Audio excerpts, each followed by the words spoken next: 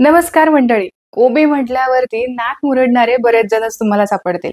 पण आज मी तुमच्यासोबत कोबीची एक अशी भन्नाट रेसिपी शेअर करतेय ना, की ज्यामुळे तुम्ही नाश्त्याला द्या किंवा मग जेवणामध्ये द्या किंवा हवं असेल तर तुम्ही डब्यामध्ये सुद्धा देऊ शकता. अजिबात यापुढे कोबी कोणी नाही म्हणूच शकणार नाही. असा हा पदार्थ बनवायला खरंच खूप सोपा आहे आणि याचबरोबर झटपटही तयार होतो. कोबीमध्ये असणारे सगळे गुणधर्म सुद्धा आपल्याला मिळतात. यामुळे पटकन रेसिपीला सुरुवात करूया. तर यासाठी इथे मी खलबत्ता घेतलाय. यामध्ये आपल्याला मिरच्या आणि इतर सगळं साहित्य ठेचून घ्यायचंय. इथे मी खलबत्त्यामध्ये सगळं साहित्य ठेचून घेतेय, पण तुम्हाला जर मिक्सरमध्ये बारीक करून घ्यायचं असेल, तर तुम्ही तसं सुद्धा करू शकता. तर जवळ आसपास इथे 8-10 हिरव्या मिरच्या मी घेतल्यात. मिरच्यांचं प्रमाण किंवा जे तिखटाचं प्रमाण आहे, ते तुम्ही तुमच्या आवडीप्रमाणे ठेवू शकता. मिरच्यांसोबतच इथे मी लसूण घेतलाय. तर जवळ आसपास एक मध्यम आकाराची गड्डी असेल.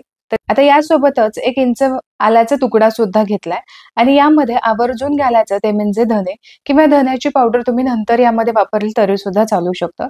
एक अर्धा छोटा चमचा आपण इथे जिरं सुद्धा घेतलंय. हे सगळं साहित्य चांगलं आपल्याला बारीक ठेचून घ्यायचंय. आता इथे मस्त असा ठेचा तयार झालेला आहे. तयार केलेला हा ठेचा मी साईडला ठेवते आणि आपण पुढची कृती करून घेऊ. आता इथे मी एक कोबीचा गड्डा घेतलाय. साधारण हा असेल एक 300 ग्रॅम. हा कोबी आपल्याला सगळ्यात आधी चिरून घ्यायचा आहे. याआधीच मी हा स्वच्छ धुवून घेतलेला आहे. कोबी चिरल्यानंतर पुन्हा तो धुवायचा नाही, कारण यामध्ये असणारे गुणधर्म सगळे निघून जातात. तर यासाठी कोबी आधीच यावरचे एखादे 2 लेयर काढून घ्यायचे आणि यानंतर कोबी स्वच्छ धुवून घ्यायचा. आता कोबी आपल्याला अतिशय बारीक असा चिरून घ्यायचा. यासाठी याचे मी आधी 4 भाग करून घेते. तर इथे कोबीचे 4 भाग करून झालेले आहेत. आता कोबी चिरून घेणं हे खरंच एक मोठा टास्क असतो. व्यवस्थित तो पकडता येत नाही आणि हवा तसा एकसारखाचा चिरता येत नाही. आपल्या प्रत्येकाच्याच घरामध्ये हा बटाट्याचे चिप्स बनवण्याचा स्लायसर असतो. तर या स्लायसरनेच आपण हा कोबी खिसून घ्यायचा, स्लाइस करून घ्यायचा, म्हणजे एकसारखा असा तो स्लाइस होतो. तुम्ही इथे बघालच की एकसारखे असे याचे काप पडतायत. मोजून 2 ते 3 मिनिटांमध्ये छान असा हा कोबी चिरून सुद्धा होतो. इथे तुम्ही बघू शकता एकसारखे असे स्लाइस झालेत. नेहमीच्या भाजीसाठी सुद्धा ही ट्रिक तुम्ही वापरू शकता. तर याच पद्धतीने संपूर्ण कोबी इथे मी खिसून घेतलेला आहे. तुम्ही इथे बघू शकता एकसारखा असा खिसून झालाय आणि मला जसा हवा होता पातळ कापलेला तसाच हा झालेला आहे. किंवा याऐवजी तुम्ही जाड खिसणीने सुद्धा कोबी खिसून घेऊ शकता. पण प्रॉब्लेम कुठं येतो माहितीये का? जेव्हा तुम्ही कोबी खिसून घेता त्यावेळेस कोबीमध्ये असतं भरपूर मॉइश्चर, भरपूर पाणी असल्यामुळे कोबी भरपूर ते पाणी रिलीज करत असतो आणि आपल्याला हेच नको आहे. म्हणूनच एकतर तुम्ही खूप पातळ कोबी चिरून घ्या किंवा मग या पद्धतीने स्लायसरमध्ये तुम्ही याचे काप करून घेऊ शकता. कोबी खिसून झालाय. आता यामध्ये इतर साहित्य घालूया. तर एक मोठी वाटी भरून इथे मी कोथिंबीर घेतलीये, चांगली बारीक चिरून घ्यायची. जितकी जास्त कोथिंबीर घालाल तितकेच हे चविष्ट लागेल. आता यामध्येच आपण घालूयात 1 चमचाभर ओवा. ओवा हातावरती थोडासा चोळून घेतला. यामध्येच घालूयात अर्धा चमचा हळद आणि आता 1 चमचाभर लाल मिरचीची पावडर मी घेतलीये किंवा तुमच्या आवडीप्रमाणे मिरचीचं प्रमाण तुम्ही ठेवू शकता. चवीपुरतं मीठ घातलं आणि यामध्ये मस्त असा खुसखुशीतपणा यावा यासाठी इथे घातले 1 चमचाभर तेल. सगळं साहित्य हाताने आधी व्यवस्थित मिक्स करून घ्यायचं. मिक्स करत असताना जो मिरचीचा आपण आधी ठेचा तयार करून ठेवला होता तो सुद्धा मी यामध्ये घातला. तर इथे सगळं साहित्य चांगलं एकजीव मिक्स करून झालं. आता इथे आपण यामध्ये मीठ घातलंय, त्यामुळे काय होईल, कोबी लगेचच पाणी रिलीज करेल. तर यासाठी खूप वेळ न ठेवता लगेचच यामध्ये पीठ घालायचे. तर सगळ्यात आधी इथे मी घातलेलं आहे एक अर्धा कप भरून ज्वारीचं पीठ आणि अर्धा कप मी तांदळाचं पीठ घातलं.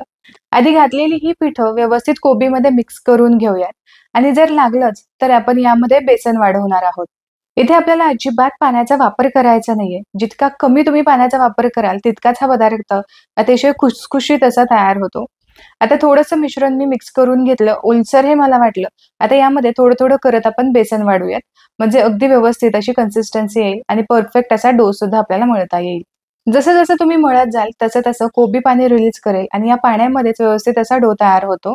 त्यामुळे एक्स्ट्राचं पाणी आपल्याला घालायची अजिबात गरज पडत नाही. तर साधारण अर्धा कप भरून मी इथे पुन्हा बेसन घातलं. ही कन्सिस्टन्सी अगदी जमेपर्यंत, एक घट्टसर असा गोळा तयार होईपर्यंत आपल्याला हे चांगलं असं मळून घ्यायचंय. तुम्ही जितकं जास्त याला मळत बसाल तितकंच कोबी जास्त पाणी रिलीज करत असतं आणि यामुळे हे जे मिश्रण आहे ते आणखीन जास्त सैलसर होऊ शकतं.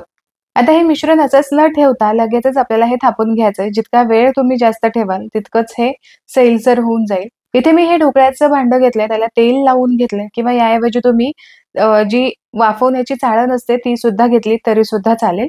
आता यामध्ये तेल लावून आपल्याला हे मिश्रण चांगलंच थापून घ्यायचंय. वड्या तुम्हाला किती पातळ किंवा जाड हव्या आहेत यानुसार तुम्ही हे थापून घेऊ शकता. आता हे मिश्रण बरचसं चिकट असतं, यामुळे हाताला थोडंसं अगदी एक 4 ते 5 थेंब लावून घ्यायचंय आणि चांगलं एकसारखं असं हे मिश्रण पसरवून घ्यायचं.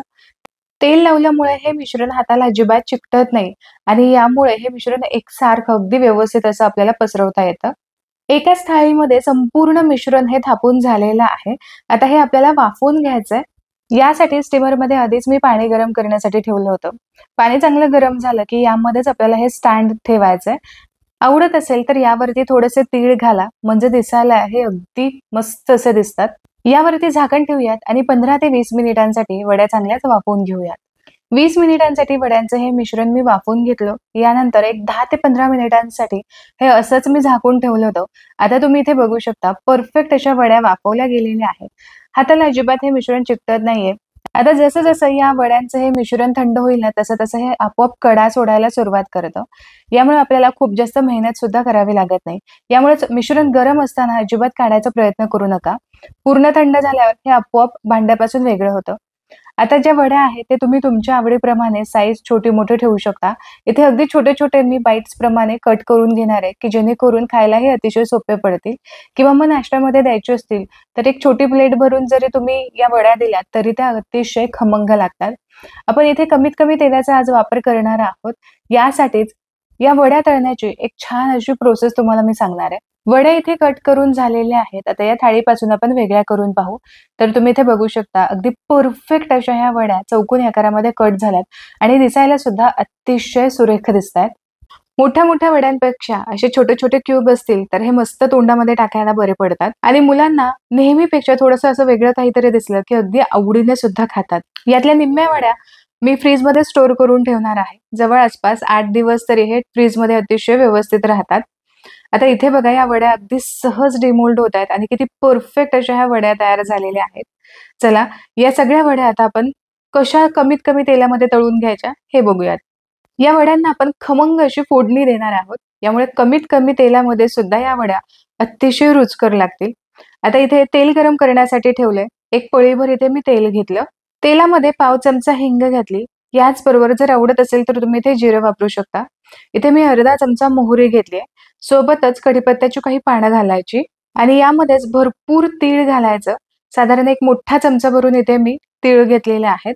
फोडणीमध्ये हे तीळ छान कुरकुरीत होतात आणि यामुळेच हे चवीला भन्नाट लागतात. तयार झालेल्या फोडणीमध्ये लगेचच या वड्या घालायच्या आणि चांगल्या परतून घ्यायच्या. यावेळेस गॅसची फ्लेम तुम्ही मीडियम ठेवा. मीडियम फ्लेमवरती परफेक्ट अशा या वड्या परतून होतात. 3 ते 4 मिनिटांसाठी हलकासा यावरती रंग येईपर्यंत मी या वड्या चांगल्या परतून घेतल्या. फोडणीमध्ये घातलेले तीळ आणि कढीपत्ता चांगलेच कुरकुरीत होतात. यामुळे हे खायला खरंच खूप रुचकर लागतं. वरून थोडीशी कोथिंबीर घालून मिक्स करून घेतलं. खमंग अशा फोडणीतल्या कोबीच्या वड्या इथे तयार झाल्या किंवा याला तुम्ही कोबी बाईट सुद्धा म्हणू शकता. एक-एक बाईट खायला खरंच खूप रुचकर लागतात. एकदा तरी नक्की ट्राय करून पहा. वरून हवं असेल तर तुम्ही थोडासा चाट मसाला घालू शकता. आशा करते की आजची ही रेसिपी तुम्हाला आवडली असेल. रेसिपी आवडली तर व्हिडिओला लाईक जरूर करा. तुमच्या मित्रपरिवारामध्ये हा व्हिडिओ शेअर करा. पुन्हा भेटूया अशाच एका मस्त रेसिपी सोबत. तोपर्यंत स्वस्त राहा आणि मस्त-मस्त खात राहा.